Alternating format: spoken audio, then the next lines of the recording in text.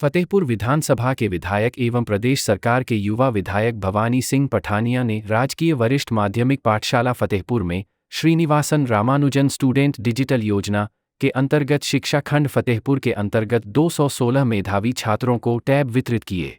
इस कार्यक्रम में एचपी बोर्ड परीक्षाओं में मेरिट में रहने वाले 10वीं के 116 तथा 12वीं कक्षा के 100 विद्यार्थियों को टैब वितरित किए गए। इस मौके पर स्कूल स्टाफ, पंचायत प्रतिनिधि व गणमान्य लोग मौजूद रहे। इस दौरान क्या बोले विधायक, वीडियो में पूरा सुने। जवाली से मनोज धीमान की रिपोर्ट। तो उसी का एक पार्ट जो है आपको हिमाचल के अंदर भी दिखाई देता है, सीधा सीधा रोजगार से संबंधित है। मतलब रोजगार का मतलब या तो डायरेक्टली नौकरी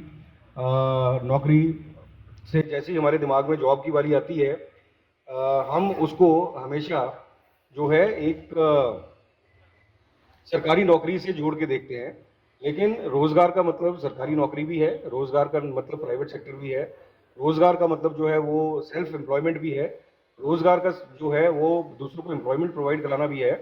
तो कोशिश हमारी यही रहती है कि किसी न किसी तरीके से रोजगार को पैदा करने के लिए साधन और साधनों को पैदा करने के लिए संसाधन, उनके ऊपर हम काम करें। एजुकेशन से जुड़े हुए 2-3 चीज़ें जो हमने पीछे करने में जिसको हम थोड़े सक्सेसफुल हुए हैं। पहला काम तो ये है कि जो हमारे लोअर बेल्ट के बच्चे थे, वो एक मेकशिफ्ट कॉलेज के कैंपस में ऑपरेट कर रहे थे। उनके लिए गुड न्यूज़ ये है कि ये सारी हमारी रे वाली बेल्ट है, बडूखर वाली बेल्ट है, जो नीचे वाली बेल्ट है, वहाँ का जो रे कॉलेज की बिल्डिंग है उसका एक ब्लॉक 31 मार्च से पहले पहले कंप्लीट हो जाएगा और अगली साल की क्लासेस जो हैं वो रे कॉलेज के बिल्डिंग से लगनी स्टार्ट हो जाएंगी। दूसरा,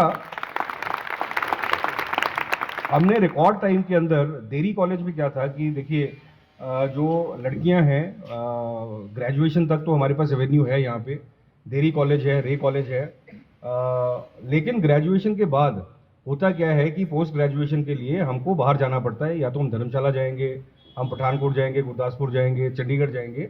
कुछ पेरेंट्स जो हैं वो शायद मतलब इतना कॉन्फिडेंस वो नहीं समझते कि मतलब जो एक बिटिया जो है वो अकेली वहाँ पर बाहर पढ़ने जाए।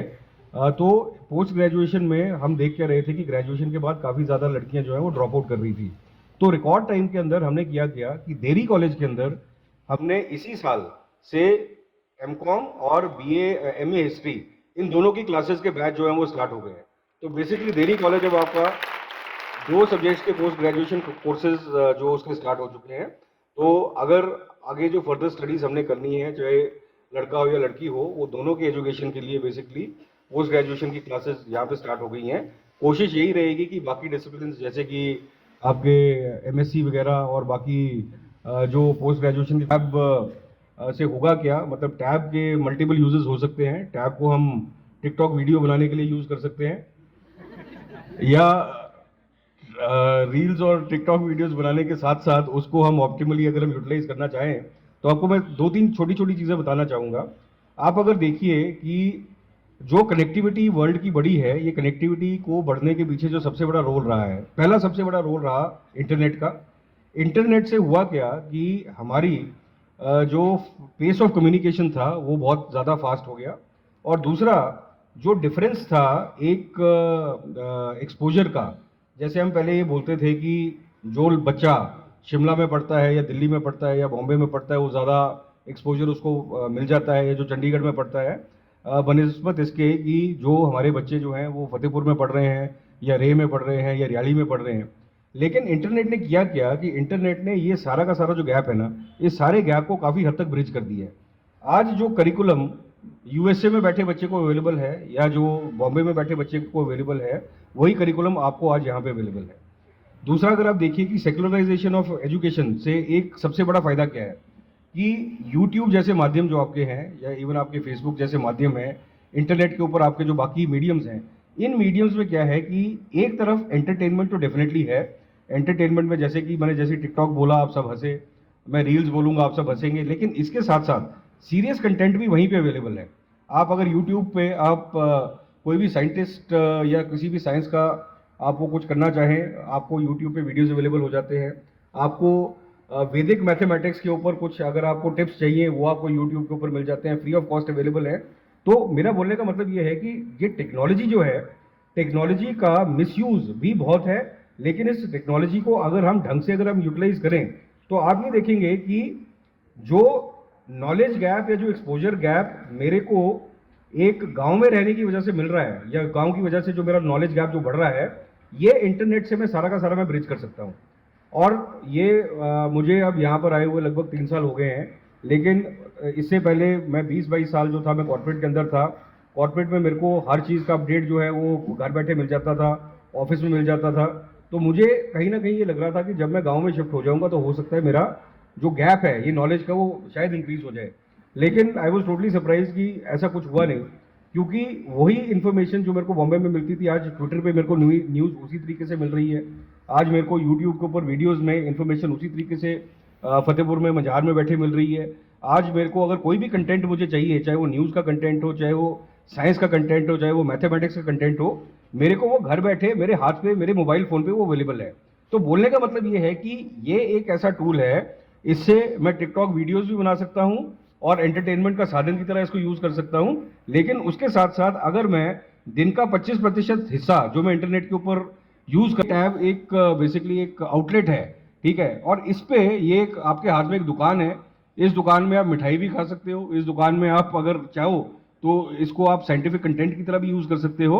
और इसको यूटिलाइज करके मेरे हिसाब से आप अपने जो भी नॉलेज गैप्स हैं, जो हमारी थोड़ी बहुत ही शायद डिसएडवांटेज रही होती हैं कि शायद हम एक बड़ी सिटी में नहीं हैं, वो सारा का सारा इंटरनेट के थ्रू हम इसको जो है वो एक न्यूट्रलाइज करके अपने आप को अपग्रेड करके जब हम यहाँ से बाहर निकलें, और जब हम यहाँ से बाहर निकल के जब हम compete करेंगे, जॉब की मार्केट में compete करेंगे, जब हम किसी और एजुकेशनल इंस्टीट्यूशन में जब हम compete करेंगे, इंटरनेट एक ऐसा माध्यम है जो आपको हमेशा रेडी रखेगा किसी भी शहर के, किसी भी कंट्री के बच्चे से compete करने के लिए। तो आपसे रिक्वेस्ट यही है, टैब देखने में बड़ा अच्छा है, बड़े अच्छी तरीके से यूटिलाइज होगा। 50% इसको यूज़ कीजिए एंटरटेनमेंट के लिए, but 50% use it for a purpose जो कि आपको अपने एजुकेशन में, जो कि आपको अपनी नॉलेज अपग्रेड करने में, और जो कि आपको एक डिफरेंट लेवल ऑफ एक्सपोजर में ले जाने के लिए आपका ये आपकी हेल्प करे। इसी के साथ एक बार फिर I would like to congratulate जितने भी मेरिटोरियस बच्चे हैं और उनके पेरेंट्स यहाँ पर आए हैं। आपने बहुत मेहनत करी और आप मेरे हिसाब से हिमाचल प्रदेश के जितने भी बच्चे थे उनमें से आप टॉप 2 या 3% के अंदर आप हैं। और ये आप इस लेवल पे इसलिए पहुंचे क्योंकि जो हार्डवर्क आपने किया है, जो हार्डवर्क आपकी टीचर्स ने किया है, जो आशीर्वाद आपके पेरेंट्स का है, और उसी की एक कड़ी में एक हिमाचल सरकार की तरफ से एक छोटी सी हमारे एक सपोर्ट है इस टैब के रूप में कि आप जिस तरीके से अपने परफॉर्मेंस को बढ़ा रहे हैं उसमें ये टैब जो है आपकी मदद करे। तो once again congratulations to all of you, और इसी तरीके से आप जो है आप जिंदगी में आगे बढ़ते रहें। बहुत बहुत धन्यवाद।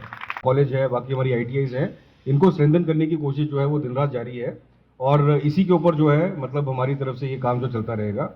और इसके अलावा भी अगर कोई भी आपकी तरफ से सजेशन हो, कोई अगर आपको लगता है कि कुछ चीज़ जिसको हम ज़्यादा स्ट्रेंथन कर सकते हैं, किसी चीज़ को हम और यहाँ पे इंट्रोड्यूस करना चाह रहे हैं एजुकेशन की दृष्टि से या स्पोर्ट्स की दृष्टि से, यूथ का स्पोर्ट्स के साथ भी एक बहुत अच्छा जो है वो संबंध है। तो दो और एक इंस्टीट्यूशंस जो हम लाने में सफल हुए हैं। पहला, एक यहाँ पे पब्लिक लाइब्रेरी की डिमांड बड़ी टाइम से थी, और वो आपको मेरे को ये बताते हुए बहुत खुशी है कि रहन वाला जो हमारा एरिया है, रहन का जो मेरा ग्राउंड है, रहन ग्राउंड के एंड में एक स्कूल हुआ करता था। वो स्कूल जो है वो डिमोलिश होकर नया स्कूल बन गया है वहाँ पे। उस जगह पर एक पब्लिक लाइब्रेरी जो कि लगभग 5 करोड़ की धनराशि से बनेगी, वो पब्लिक लाइब्रेरी का जो हमारा सैंक्शन है वो सैंक्शन आ चुका है। और एक वर्ल्ड क्लास लाइब्रेरी जो है हमारे मतलब बच्चों के लिए हम रहन के अंदर बहुत ही जल्दी अवेलेबल कराने वाले हैं, जिसका शिलान्यास बहुत जल्दी हो जाएगा।